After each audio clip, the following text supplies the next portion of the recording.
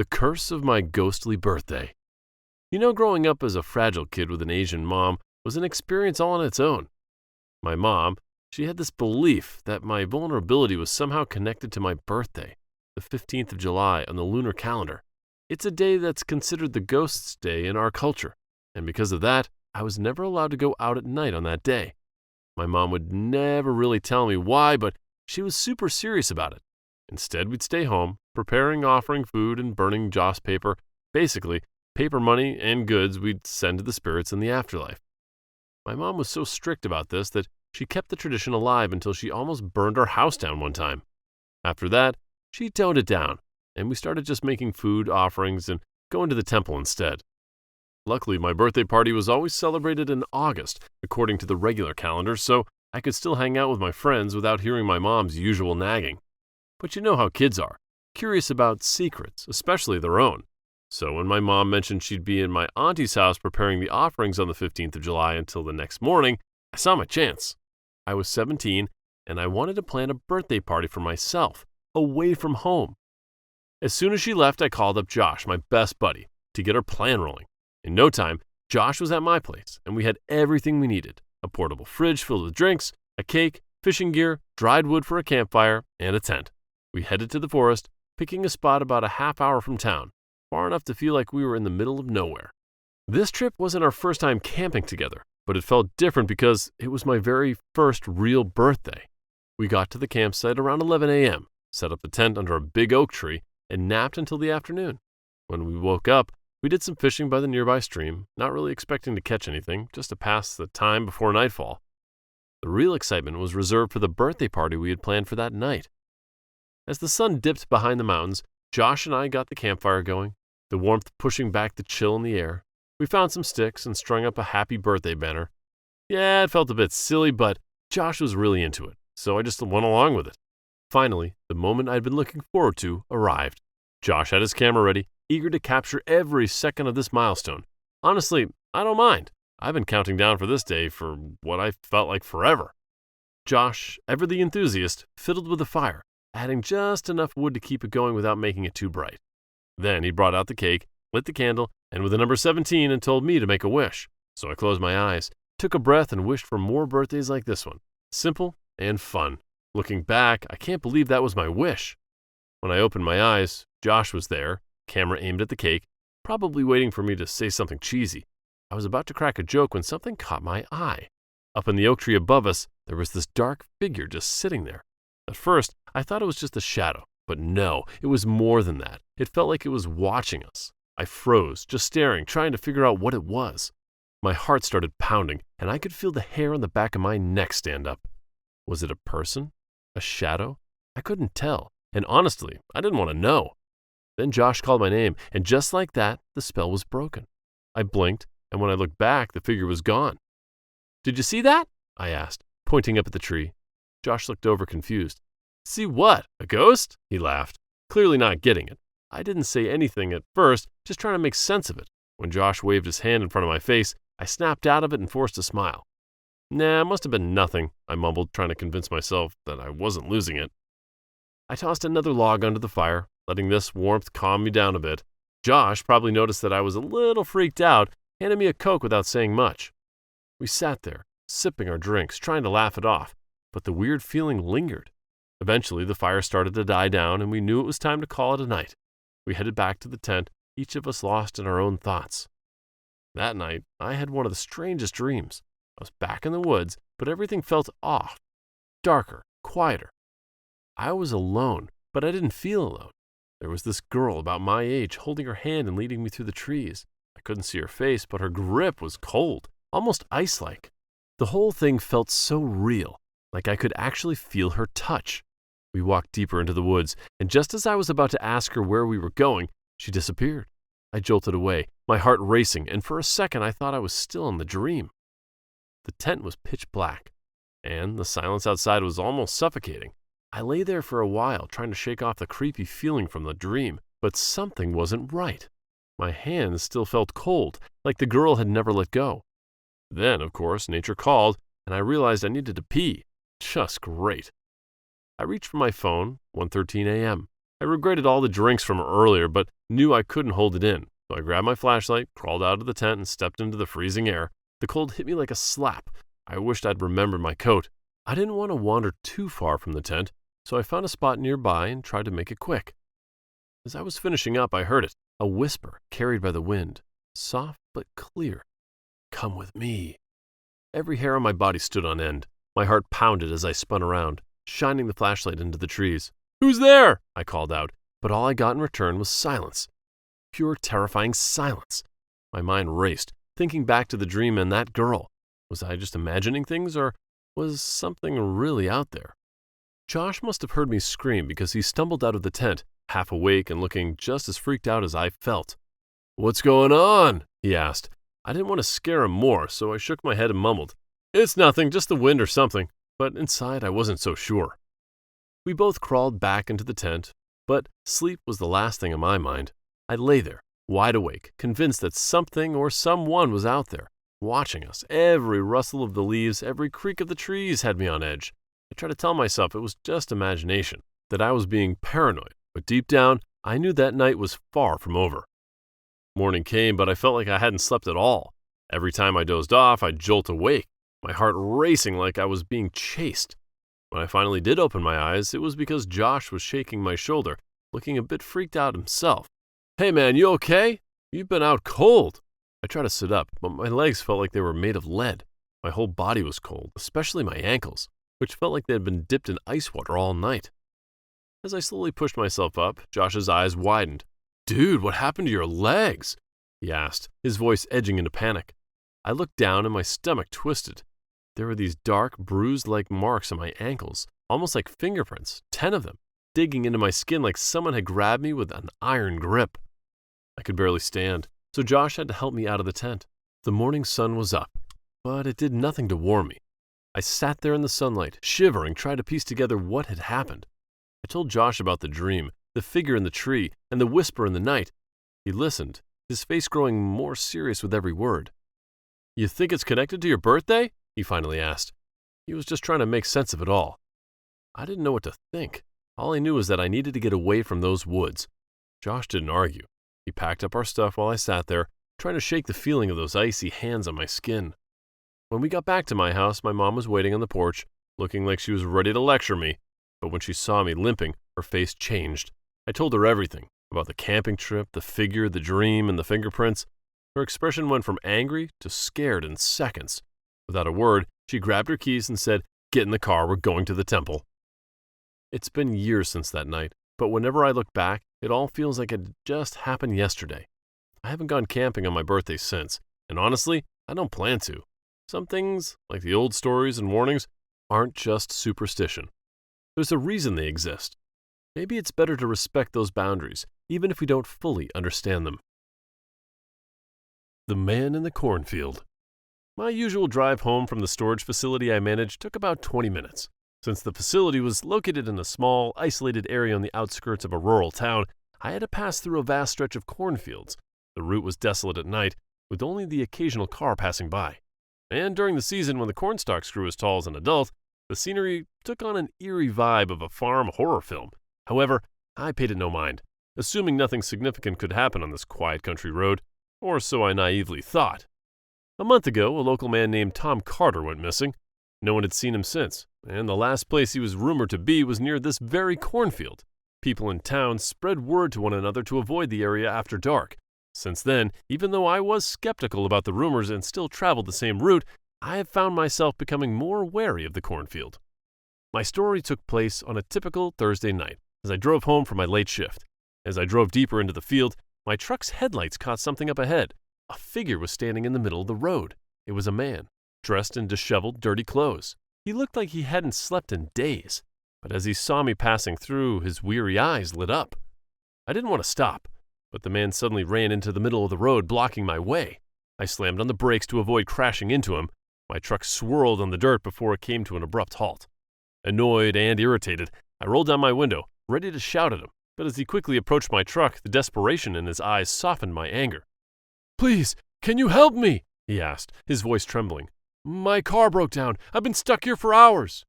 I hesitated, my instincts telling me to keep driving, but guilt tugged at me for leaving the man stranded in the middle of the road. I sighed and asked, "Where's your car?" "Just a little up this way. My car crashed into the cornfield," he said, his voice dropping to a near whisper. "Please, you have to help me." I glanced at the cornfield and noticed a small, out-of-place clearing up ahead, formed by fallen corn stalks. It did look like the result of a man's car crashing into the field. Believing he was truthful enough, I agreed to take a look and got out of my truck. However, when I reached the spot where I expected to find the broken car, I realized the clearing was actually a narrow passage leading deeper into the cornfield. It seemed the man's car had gone farther in than I initially thought. Everything in me screamed to leave, but against my better judgment, I followed the man's footsteps. The further we went, the more oppressive the night became, the moonlight barely penetrating the thick foliage, casting twisted and writhing shadows as we passed. The man's pace quickened, and he began speaking in hushed, frantic tones, glancing over his shoulder every few moments to check if I still followed. But as we walked, something felt off. The man's demeanor grew more frantic, moving with such haste as if his time were running out at any moment. My patience wore thin as he kept quickening his pace. Venturing deeper into the cornfield, the stalks around me seemed to grow taller and denser, and when I felt I had gone too far, I halted my steps. "Where's your car?" I demanded, my voice sharp with frustration. "Just a bit more," he briefly relented and kept walking. "Look, pal, I think we should wait for the rescue team," I suggested. He turned to face me, his expression taunting, yet he still smiled. "Please, it's just a few steps from here." The tension hung thick in the air as our eyes locked, neither of us having anything more to say. "Oh, I was in such a hurry that I forgot my gear," I finally said, trying to break the awkward silence. "I won't be much help without it. How about we turn back for a moment?" For an instant, the man's face suddenly grew darker, shifting from desperation to something far more sinister. Panic surged through me as the man took a cautious step towards me, his intentions clear. There was no car in this cornfield. I didn't wait to see what he would do next. I turned on my heel and bolted back toward the road, my heart hammering in my chest. Behind me, I heard the man give chase, crashing through the cornstalks, his laughter echoing through the night. It wasn't the kind of laughter you'd expect to hear from someone who was just joking around. It was the kind of laughter that made my blood run cold, the kind that belonged to someone who had lost all sanity. I ran as fast as I could, but the cornfield was disorienting. Every direction looked the same. The rustling and snapping of stalks all around me only added to the terror. I couldn't tell if the man was right behind me or if the sounds were just my imagination. Just when I thought I'd be lost forever in that cursed field, I emerged onto the road, my truck finally in sight. I stumbled, almost falling, but forced myself up, adrenaline pushing me forward. I reached the truck, yanked the driver's door open, and threw myself inside, slamming it shut as the man burst from the cornfield. My hands were shaking so badly that I fumbled with the keys, nearly dropping them, but somehow I managed to get the key into the ignition and turn it. The engine roared to life, a sound that had never brought me more relief. The man was pounding on the window now, his face contorted with rage and desperation. "Come back! You can't leave me here!" he screamed, his voice no longer human, but something distorted, something terribly wrong. I didn't wait to hear more. I slammed on the gas, and my truck lunged forward. I glued my eyes to the rearview mirror, watching as the man grew smaller and smaller in the distance until he was nothing but a speck, swallowed up by the darkness and the corn. I didn't stop driving until I reached the town's police station, my hands trembling as my breath came in ragged gasps. I stumbled out of the truck and burst into the station, barely coherent, as I tried to explain what had happened. The officers exchanged glances, their skepticism clear, but they took my report anyway. However, when the police returned after searching the area, they informed me they found nothing suspicious. No broken-down car, no man, nothing but endless rows of corn. They tried to reassure me, but I could see the doubt in their eyes. Maybe they thought I was just another overworked, sleep-deprived person seeing things that weren't there. But I knew what I saw. I knew that whatever was out there in that cornfield wasn't entirely human. I don't know who or what that man was, but I'm certain it was the same thing that caught Tom Carter. The realization that I had narrowly escaped it shivered me to the bones. The next night, I took a different route to drive home, one that added an extra 10 minutes to my drive. I didn't care. I wasn't going near that cornfield again. The Ghost of the Highway. The incident happened to me several months ago when I drove home from the airport. My flight landed at 2 a.m., and after collecting my luggage, I dragged myself to the parking lot, got into my car, and began the long drive home. The route from the airport took me through a dense forest, a shortcut I always used to save time. The road was narrow, winding, and poorly lit, but it shaved nearly 20 minutes off my commute. Normally, this kind of late-night drive doesn't bother me. However, that night, I was far more exhausted than usual. It was mainly because the long day of work, meetings, and an even longer, disrupted flight had drained out my last ounce of energy. The night drive was insufferable as I struggled to stay awake. Despite the large cup of coffee I had earlier in the parking lot, I found myself growing drowsier as I drove through the dense woods. I opened the window slightly, hoping the cold air would help me keep alert, but it only provided temporary relief. My mind wandered, and for a brief moment I drifted off to sleep, only to jolt awake as my car veered slightly off the road. Terrified, I jerked the wheel, steadying the vehicle just in time to avoid a tree. My heart raced as I pulled over to the side of the road. Realizing it wasn't safe to continue driving, I decided to rest for a few minutes.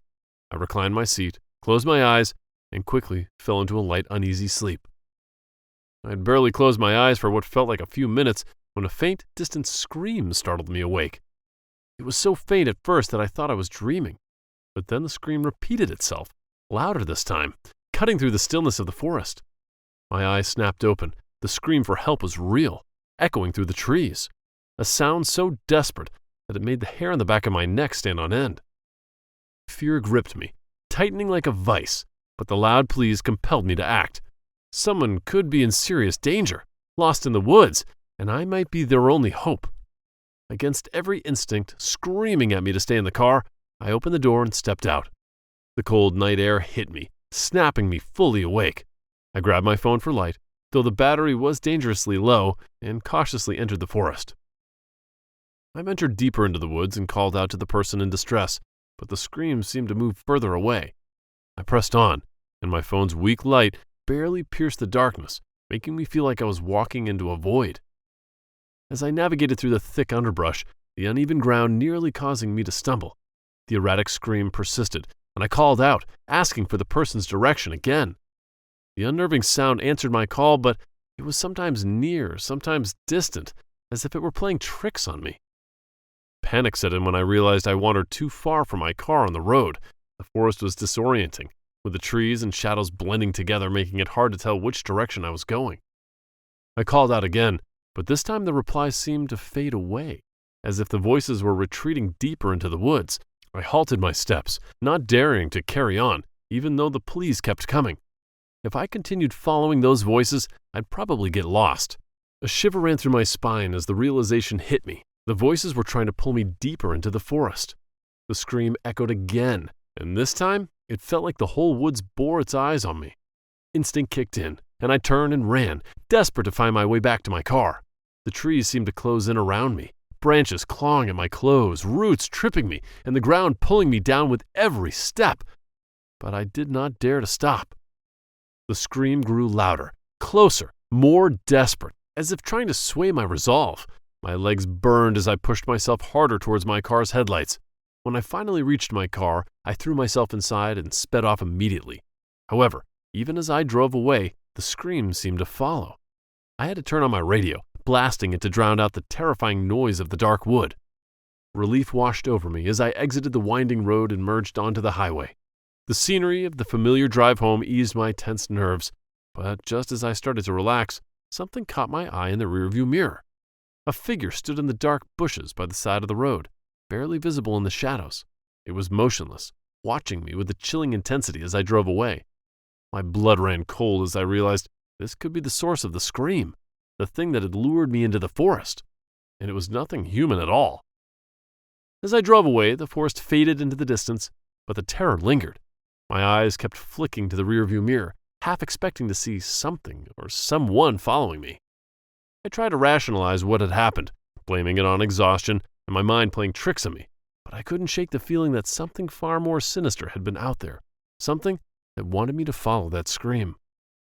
I didn't sleep that night, even when I was safely at home. I lay in bed with all the lights on, clutching my phone tightly, every muscle tense as I strained to hear any sign that the figure had followed me. Every creak of the house, every rustle of leaves outside made my heart skip a beat. I eventually sat in my living room, eyes wide open, scanning the darkness for any sign of movement. The next morning I checked the local news, but there were no reports of a missing person or any strange occurrences in the area. It was as if nothing had happened. From that night on, I avoided that forest road and chose the longer, more populated route home. But no matter how much time passes, that night drive still haunts me. I could never shake the lingering fear that one day the scream would find me again. And next time, I might not be so lucky. Story 1. Echoes of the Forest. It used to be my weekly ritual to go camping in the woods near my house. In the past, the woods always had a special charm, making me feel blessed whenever I spent time wandering beneath their foliage. Especially in the fall season, when the woods lost their usual green and painted the earth with magnificent red hues, the sight offered me a sense of escapism from the monotony of daily life. Sadly, I could not feel the same way about the woods now, taking account of the unexplainable horror that happened to me just a few months ago. That day started off normally as I traveled to my usual camping spot. After setting up my tent, I decided to explore the surroundings and gather more dry wood to build a fire for my camp. The forest seemed alive, with branches swaying in the gentle breeze and rustling softly above my head. At first, I set off on a path I had walked many times before.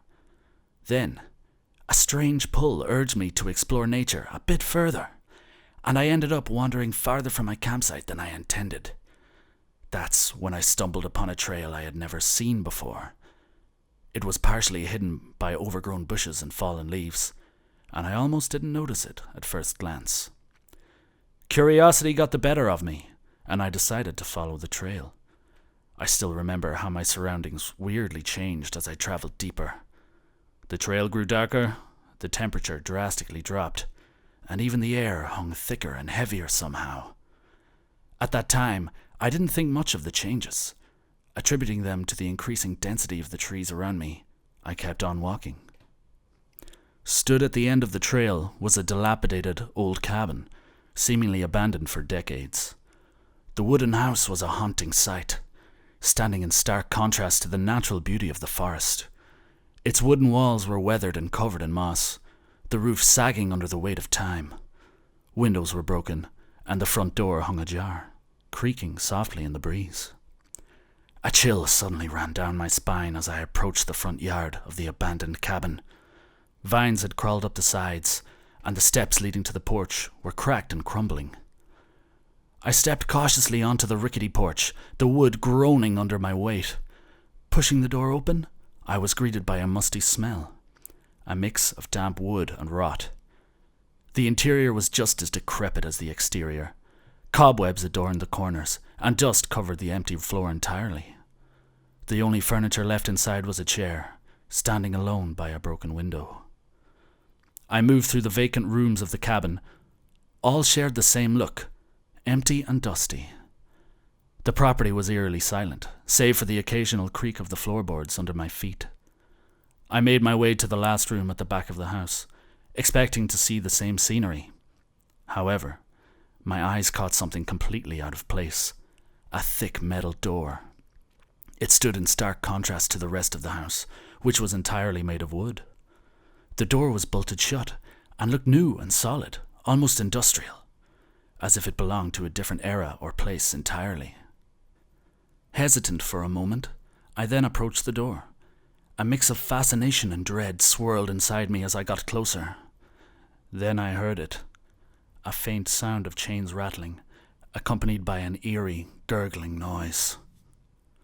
I was stunned and thought I had misheard the sound at first, but then the rattling of chains happened again. The gurgling noise followed, along with the sound of several steps moving on the creaking floor toward me, which then halted right behind the metal door. My heart almost jumped out of my chest.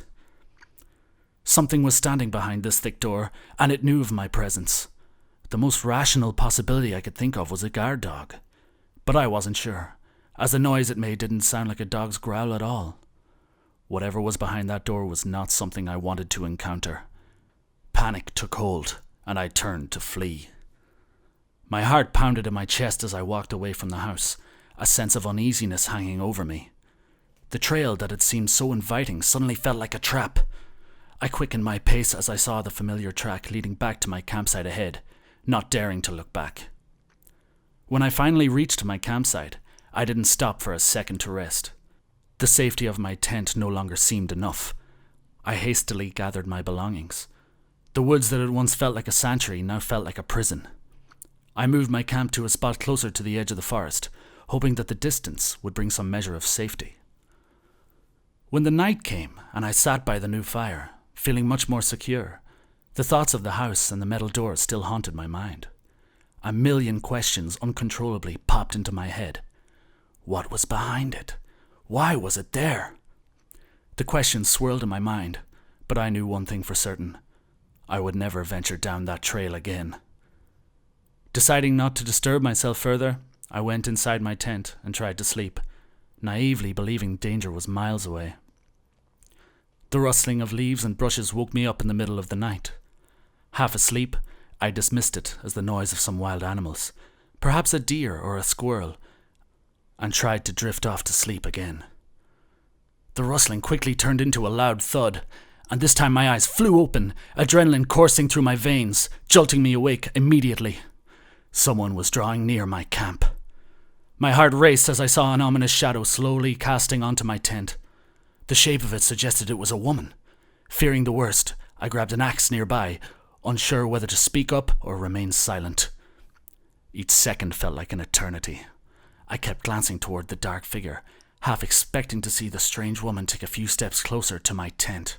However, she kept standing at the same spot. I clutched my axe tightly in my hand and decided to shout aloud, "Hello, miss! Do you need something?" The figure remained still and gave no reply. "Leave if you don't need anything," I solemnly warned, lowering my voice as deep as possible. The figure remained still and gave no reply. The tension intensified, and just as I intended to walk out and confront the strange woman, she gave in.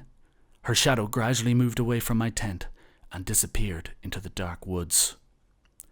I breathed out, relieved that the eerie figure was gone. After waiting a few minutes following the woman's departure, I summoned all the courage left within me, stepped outside, and hastily began packing up my camp. I fled during the night. The walk back to my house was a blur, my mind occupied with thoughts of what I had encountered. I vowed never to speak of it, hoping that silence would keep the nightmares at bay. However, the morning after the night I had to flee from the woods, a friend of mine who happened to be a police officer called me and asked if I had seen anything unusual at my camping site. He informed me that there were people being murdered inside the woods. The news made my stomach tighten in knots. I told him about my horrifying camping experience, providing as much detail as possible. However, when the police inspected the cabin in the woods, they found no metal door, as I described. Eventually, their investigation came to a dead end, and they dropped the case. Several months had passed since that terrifying camping trip. A few more murders occurred in the woods, and hikers went missing, all near my usual camping spot.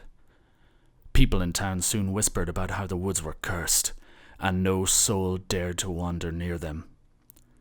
For my part, I still can't wrap my head around what really happened. Despite feeling lucky to have managed to get out alive, the experience in the abandoned house and the creepy encounter with the woman left a lasting impact on me. It haunted my dreams for weeks, and I found myself avoiding the woods. Even now, as I recount this story, a chill runs down my spine.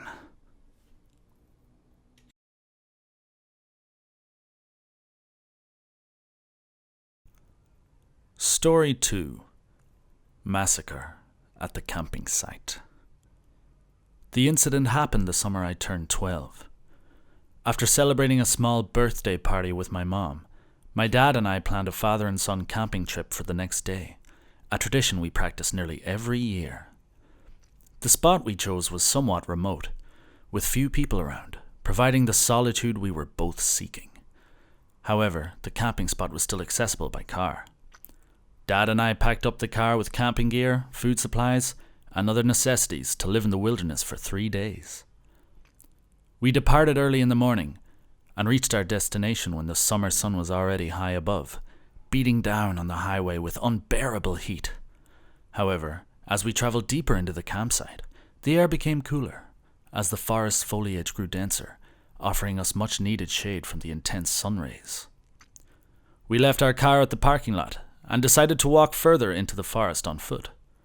Following a small trail, we were surrounded by nothing but the greenery of the forest trees. There were no other hikers or campers to be found, just me and my dad alone on a desolate path. Not until we reached the riverside did we see a camping tent and a car parked next to it. The haunted scene halted my steps. The tent was ripped in several places, flapping in the wind like a ghostly figure waving us down. The inside was a mess of scattered belongings, clothes, a broken lantern, and a couple of sleeping bags covered in dirt. The car looked even worse, with rust eating away at its body and the doors hanging open, its tires deflated, suggesting it had been there for months. The chaotic scene made it seem as if someone had been camping here and then hastily abandoned their spot for some peculiar reason.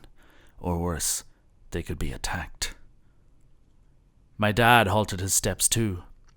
He appeared at the scene, furrowing his eyebrows. His gaze told me he also felt something was not right. I asked him what could have happened here, but he spoke of no theories. He only suggested we go camping on higher ground, far from the eerie scene before us. Despite the unsettling discovery, we pressed on. The narrow road seemed to close in around us, the trees growing denser with every mile we ventured deeper. My dad seemed to notice that the sight of the abandoned campsite still troubled me, and began to chat about the fun activities we had planned. Fishing, hiking, and roasting marshmallows by the campfire.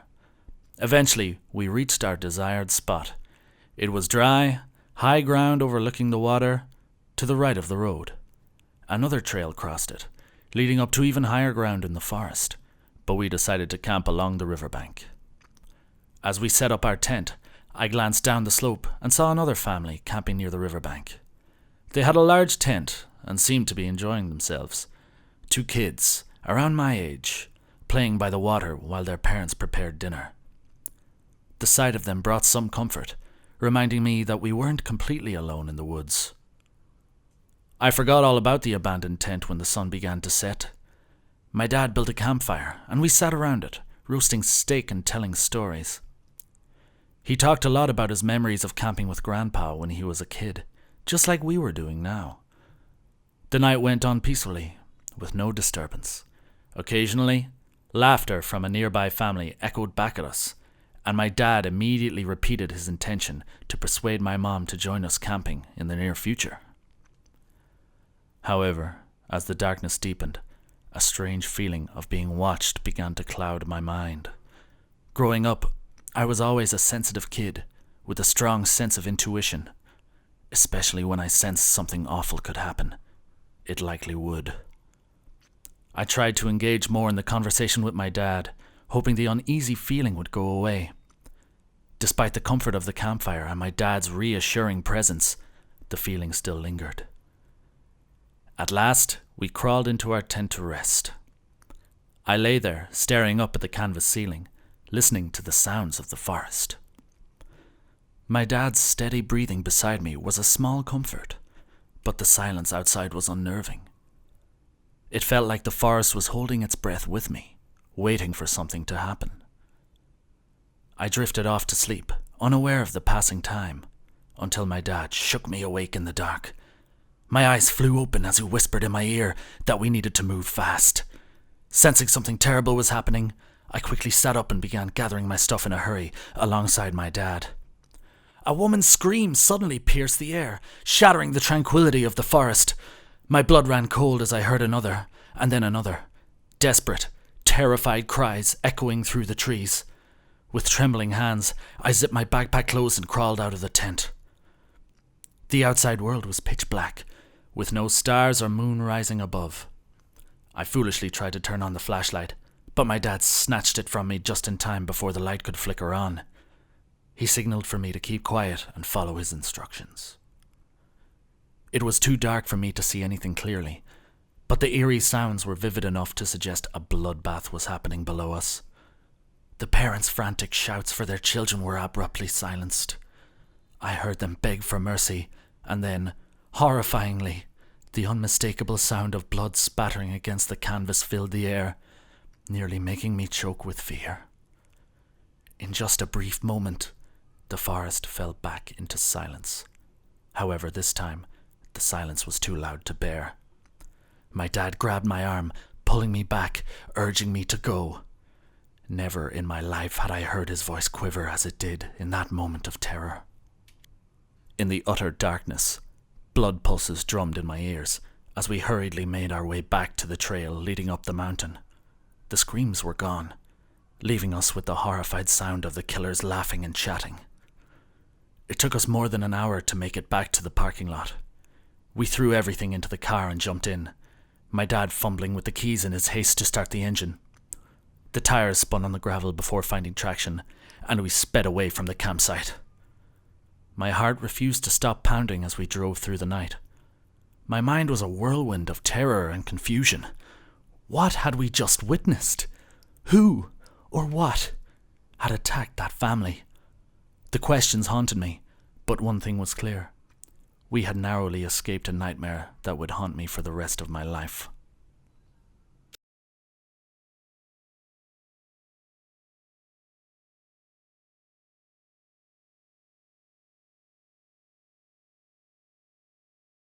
Last month, I went camping by myself for the first time. My older brother, who usually accompanied me, had just moved away to university, leaving me to venture into the wilderness alone. Since I was used to camping with my older brother and always relied on him to look after me, taking a solo trip was quite a challenge. However, I felt confident, as my brother had taught me a lot about surviving in the wild during our trips together. To ensure I could handle everything smoothly on my own, I carefully set up a plan. I chose a well-known camping spot for my first solo trip, a place we had visited many times before, just 3 hours south of where I lived. It was a safe bet, considering I was new to camping alone. The site was always bustling with fellow campers, and I hoped to make new friends who shared the same camping hobby as I, meticulously planning every detail of my trip. I listed everything on paper, from the route I would take to the supplies I needed. Since the forecast predicted rain on the day of my departure, I decided to go camping with my car and left my scrambler at home. The morning I set off was overcast, with a chill in the air that hinted rain was coming. I rolled down the window, pleased to feel the moist, damp air of the forest surrounding me. The autumn landscape blurred past in shades of gray and brown, with trees, some already stripped of their leaves, standing like skeletal sentinels along the roadside. The road was more desolate than I had expected, with barely a car in sight. I thought there would be more people when I arrived. However, when I finally reached the campsite, it was eerily quiet, with only a few other campers and hikers scattered about, their presence barely noticeable. The unusual sight caught me off guard, but I brushed it off, attributing it to nerves. The bleak sky brightened a bit when I found a spot to camp near a small stream, just as I had planned. I set up my tent and prepared lunch, feeling content as I listened to the gentle babbling of the flowing water nearby. As I sat there, chewing on a sandwich and thinking nothing could go wrong, I suddenly heard a rustling sound coming from the nearby brush. My heart skipped a beat, and I froze, straining to hear any further movement. This area was widely known for having no bears or dangerous predators, so I naturally assumed it was just a squirrel or a deer. The rustling happened again. This time, I heard the sound coming from above, closer to where I had camped. My eyes caught a glimpse of the branches swaying awkwardly, as if something had just jumped onto them. The sound ceased as abruptly as it had started, leaving me in a tense silence. I felt something was watching me. I tried to convince myself it was just an animal and dismissed the uneasy feeling, but it lingered. Hastily finishing my lunch, I decided to move my camp to a more open space near the riverbank, hoping that the visibility would ease my mind. I drove deeper into the wilderness, the road becoming narrower and more winding. I passed a couple of hikers. Their faces were weary and serious as they talked with one another. They were the only humans in sight. The trail seemed to stretch on forever, with the trees growing denser and darker with each mile I drove. Eventually, I reached my destination. Emerging from the dense forest, I was greeted by a large, flat area surrounding a serene lake. I rode along the shore, searching for the perfect spot to settle. Scattered around were a few tents, and the smoke from their campfires calmed my mind, making me feel less isolated. I stopped and set up my tent again on dry ground, free of wet grass. From where I stood, I could see almost the entire lake. It was not large and was closely surrounded by the forest, but still, The lake offered the vast openness that I needed. It was a much better place to camp compared to the cramped confines of the forest. As night fell, the temperature dropped sharply. Despite sitting close to my campfire, I had to put on another sweater to keep warm. A thin veil of fog began to crawl along the shore, swirling around me like a ghost. The night was pitch black, with no moon or stars visible, as clouds blanketed the entire sky. Occasionally, lightning flashed across the sky, illuminating the thick dunes of clouds, and I knew it was about to rain. I initially planned to sleep in my tent, but as the first raindrops fell, I changed my mind. The solid walls of the vehicle offered a semblance of comfort that the thin fabric of the tent could not. Tempted by the added protection, I decided to sleep inside my car, not knowing this random decision would save my life from the worst possible fate. A blood-curdling scream jolted me awake in the middle of the night. I sat up abruptly, a sense of dread growing with each passing minute. My heart pounded in my chest as I frantically looked around. The fog had hung thicker, rolling in and shrouding the landscape in a ghostly white veil, blocking my vision in all directions. The rustling of the leaves and the occasional snap of a twig sounded amplified in the dense fog. Another scream echoed faintly from a distance. This one belonged to a man. His cries for help were filled with terror, making my blood run cold. Something terrible was happening nearby. Instinctively, I checked if the door was locked and huddled under the blanket, trying to block out the noise and the fear. The fog outside seemed to grow thicker as the temperature dropped, making it feel like I was stuck in the depths of winter. My eyes widened as I saw frost gradually forming on my car window. That's when I heard it, the wet, sloshing sound of something emerging from the river. The splashing of water was soon followed by heavy, deliberate footsteps. They grew louder as they approached my car. My heart dropped as I saw shadowy figures moving through the fog. Fear tightened its grip around my throat as the figures circled around the campsite, their shapes barely discernible in the dense mist. A dark figure stopped right in front of my car window where I lay. I slowly pulled the blanket over my head and held my breath. A low gurgling sound shattered the quietness, and my entire body froze in fear. The figure leaned in closer. It knocked at my car window. The sound was soft but insistent, as if whatever was standing outside was trying to discern if I was inside. I squeezed my eyes shut, praying that it was all a nightmare, but the knocking continued, tormenting my soul. Suddenly it banged on the car window, hard and fast. The sudden aggressive movement caught me off guard, but miraculously I did not flinch. Perhaps my nerves were too numb to even react.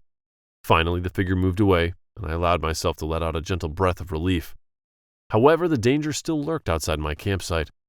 I heard more sounds of the cold surface being disturbed as those dark figures emerged from it, their footsteps steady as they moved into the forest. Screams! More screams echoed from all around the lake and from the depths of the forest. I lay still under the blanket, too terrified to move. The night seemed endless, each minute stretching into an eternity. When the first light of dawn finally appeared, I felt a surge of relief. The fog began to dissipate, revealing the familiar landscape of the campsite. As soon as my surroundings were light enough to see, I grabbed my keys and bolted from the car. I didn't bother packing up my camp. I just wanted to get out of there as quickly as possible. My hands trembled as I started the engine, and I took one last look at the campsite before speeding away. The drive back felt surreal. The once desolate road now seemed like a lifeline, leading me away from the horror I had experienced. The bleak autumn landscape, which had seemed so beautiful and haunting on the way in, now felt oppressive and menacing. I could not make sense of anything that had happened to me that night, and even to this day, the memory still haunts me. The screams, the fog, the eerie figures. It was a lesson learned the hard way. Some places, no matter how familiar, can be terrifying when you're alone. From that day on, I never ventured into the wilderness without company. The experience left a scar on my psyche, a constant reminder of the horrors that can lurk in the most unexpected places. A few weeks ago, I decided to spend my weekend camping as a reward after months of hard work. By that time, the cramped and dull cityscape had tired me out, so I sought solitude by camping in a secluded place. After several days of planning, I chose a campsite that was 3 hours away from where I lived. Located in a mountainous area of North America, it promised me the tranquility I needed. I reached my destination early in the morning. The camping spot was more than I could have hoped for. I took my time, sipping coffee while soaking in the serene scenery. Ahead of me, a small lake shimmered, rippling lazily to the shore. Behind the clearing where I chose to set up my tent was a dense forest of tall pine trees. The towering foliage shielded my tent from the intense sun rays. I sat under their cool shade. There was hardly another person in sight. This spot was so isolated that it made me feel like I was the only person for miles around. Finishing off my break with a big gulp of coffee, I took a walk around the campsite to gather more firewood. The forest lay still, watching me pick dry branches across its floor. The occasional rustle of leaves and my footsteps were the only sounds that broke the silence around me. After gathering enough firewood for the night, I headed back to my campsite. When I was about to emerge from the forest, I noticed something strange. A man, dressed in tattered clothes, was standing near my tent, appearing to look for someone. I quickened my pace, and the man came into clearer view. With disheveled hair and a vacant look in his eyes, my heart raced as I wondered who he was and why was he there.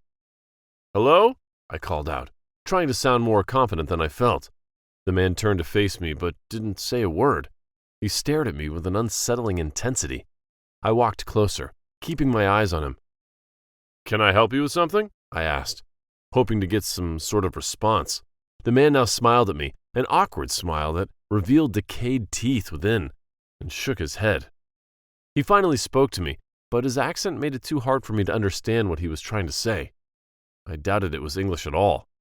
He continued explaining, but quickly noticed my unwelcoming attitude and confusion. The man sighed and stared at me for a brief moment.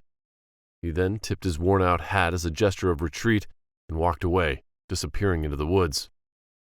I fixed my gaze on him until he was completely out of sight, and scanned around my campsite. Nothing seemed to be missing or out of place, but the unexpected presence of this stranger left me feeling deeply unsettled. I brushed it off as some drifter passing through and reassured myself that there was no reason to be alarmed. I built a fire and settled down to cook dinner when the night fell. The warmth of the flames and the smell of the cooking food helped to calm my nerves a bit. However, as darkness thickened around me, I couldn't shake the feeling that I was being watched. Every rustle of leaves and the snap of a twig made my heart pound. I kept glancing around, worried that that strange man might reappear. The night went on without any strange occurrences. I let my guard down as the crackling and popping sounds of the burning wood soothed my nerves. Soon the night creatures filled the air with the sounds of crickets chirping and frogs croaking. These sounds made my surroundings feel more alive and bustling. I felt less nervous each time I heard the occasional rustle of leaves and swaying branches from afar. A sudden crackling noise drew my attention towards the forest. My heart skipped a beat as a swift movement flitted in the shadows of the pine trees. I peered into the darkness to discern what it was, but I saw none. Neither humans nor animals. The fleeting motion happened beyond the reach of my firelight, too fast and subtle. I sprang up with an axe clutched in my hand. Taking a few steps forward, I intended for whatever stood hidden on the other side to see me, if there were any. "Hello?" I yelled out, my voice cold and hard. Nothing replied to my call except the stillness of the forest. I grabbed a flashlight nearby with my other free hand and pointed it at the trees. The light flickered on, and I swirled it around.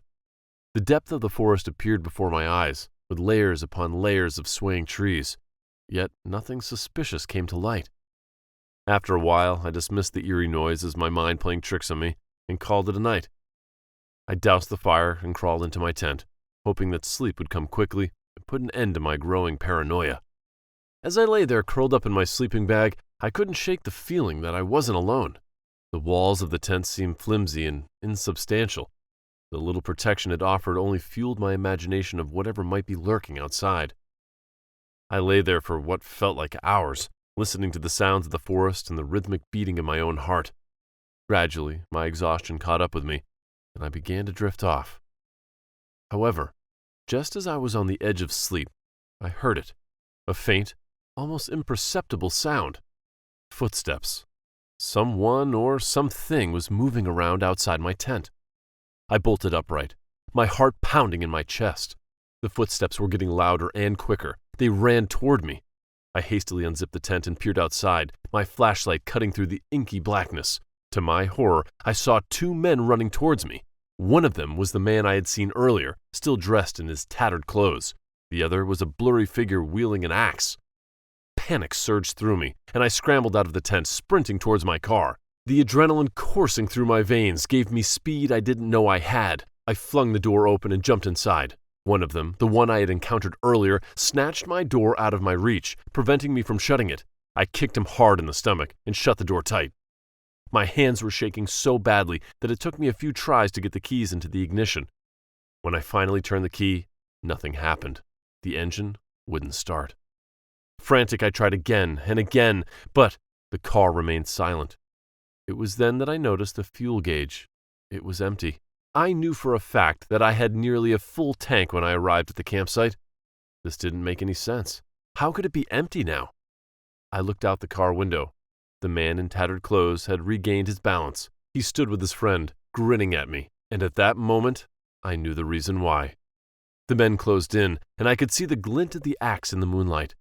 They reached the car and began pounding on the windows with their fists and the axe handle. The glass shuddered under the impact, but held for the moment. I fumbled for my phone, but it was dead. No signal. No help. Desperation took over. I locked the doors and huddled in the driver's seat, praying for a miracle. The men were relentless, hammering at the windows and shouting threats. The man with the axe raised it high and brought it down with a sickening thud. The window cracked, a spiderweb of fractures spreading across the glass. My heart sank as I saw the other man pick up my axe. He had found it in my tent and now joined his friend to fracture my car window. Just as the window was about to give way, a loud bang shattered the night. Another bang followed, and the men outside halted their assault. They darted a look toward the source of the sound. Fear and confusion etched across their faces. My attackers grunted, giving me one last menacing look, and then fled. I breathed out in relief as two figures emerged from the darkness, shining flashlights and holding guns. It was a couple of park rangers. They fired a few more shots into the air, warning the attackers not to return. The park rangers rushed to my car and helped me out. On the way to the ranger station, I constantly thanked them and thanked God for rescuing me just in time. Since that night, I've been more cautious about where I camp and always make sure to let someone know my whereabouts. The incident also opened my eyes to how reliable my gut feelings could be. If I had trusted my instinct about being watched or followed and not dismissed it as paranoia, I might have avoided the horror.